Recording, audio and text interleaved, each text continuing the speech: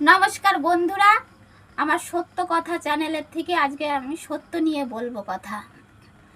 কলিযুগে সেজেছে টিক্কি সাধুর দল, হাতে ঝুলা গলায় মালা নেবে আস্ত ফল।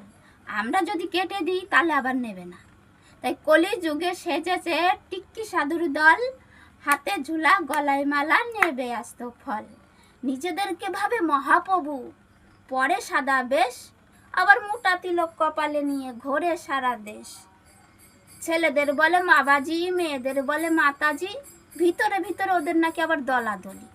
বোঝা কি আর যাই, গরিবের খাবার নষ্ট করে, করে না ওরা পাপের ভয়।